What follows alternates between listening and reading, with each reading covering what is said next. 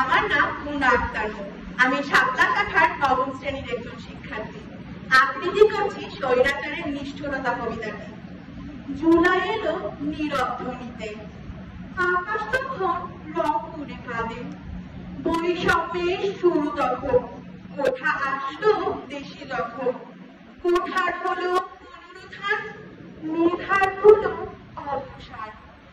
গর্জে উঠিল বীরের জাতি, নিপাত গেল কোঠার জ্ঞাতি।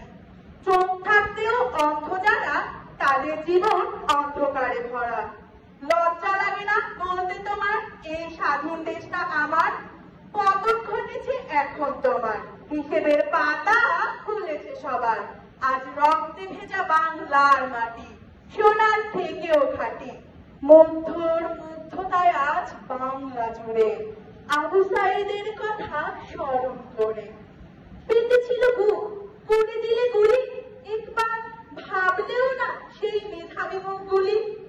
কত বলবো, কত লিখবো, বলতে গেলে শুনবে তো?